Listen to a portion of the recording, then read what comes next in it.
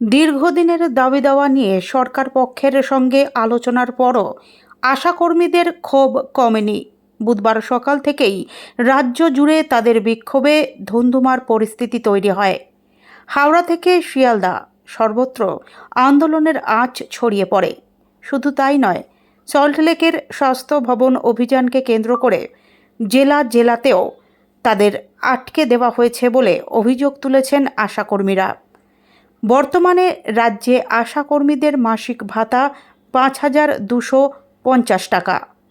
পশ্চিমবঙ্গ আশা স্বাস্থ্যকর্মী ইউনিয়নের রাজ্য সম্পাদিকার দাবি, সারা ভারতের পরিস্থিতির সঙ্গে তুলনা করলে ন্যূনতম মজুরি হওয়া উচিত ২৬,০০০ টাকা। যদিও তারা আপাতত স্থায়ী ১৫,০০০ টাকা সাম্মানিকের দাবিতে আন্দোলনে নেমেছেন। পাশাপাশি অবিলম্বে সমস্ত বকেয়া মিটিয়ে দেওয়ার দাবিও জানানো হয়েছে।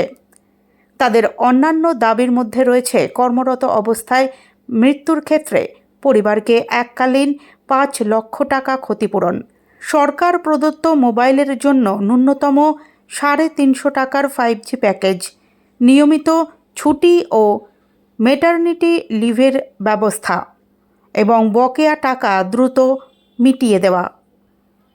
উল্লেখ্য, স্বাস্থ্য ভবন অভিযানের ঠিক আগের দিন অর্থাৎ মঙ্গলবার রাজ্যের স্বাস্থ্য প্রতিমন্ত্রী চন্দ্রিমা ভট্টাচার্য নিজে আশাকর্মীদের আশ্বাস দিয়েছিলেন, আপনাদের ডেপুটেশন দিতে আসতে হবে না। তবে সেই পরামর্শ উপেক্ষা করেই বুধবার সকাল থেকে দলে দলে কলকাতামুখী হতে শুরু করেন তারা। আশাকর্মীদের অভিযোগ, গন্তব্যে পৌঁছানোর আগেই তাদের আটকে দেওয়া হয়।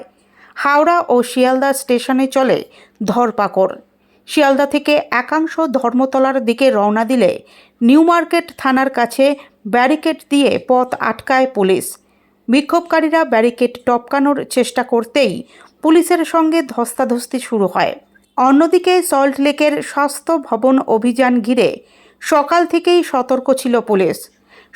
সকালেই তৈরি করা হয় একাধিক স্তরের ব্যারিকেড। প্রথমে লোহার জাল, পরে গার্ডরেল ও বাঁশ দিয়ে আরও শক্ত করা হয়। স্বাস্থ্য ভবন সংলগ্ন অফিসগুলিতে ঢোকার সময় পরিচিতিপত্র দেখিয়ে কর্মীদের প্রবেশ করতে দেওয়া হয়। এলাকায় মোতায়েন করা হয় বিপুল সংখ্যক পুলিশ বাহিনী। বিক্ষোভকারী আশাকর্মীদের একাংশ বুধবার দুপুর ১টা নাগাদ স্বাস্থ্য ভবনের সামনে পৌঁছতেই তাদের বাধা দেওয়া হয়। তারা ব্যারিকেড টপকানোর চেষ্টা করলে পরিস্থিতি আরও উত্তপ্ত হয়ে ওঠে। শেষ পর্যন্ত রাস্তায় বসে পড়ে বিক্ষোভ দেখাতে থাকেন তারা। সব মিলিয়ে ভাতা বৃদ্ধি ও ন্যায্য দাবি দেওয়া পূরণের দাবিতে আশাকর্মীদের এই আন্দোলন বুধবার রাজ্য রাজনীতিতে নতুন করে উত্তেজনার পারদ চড়িয়েছে।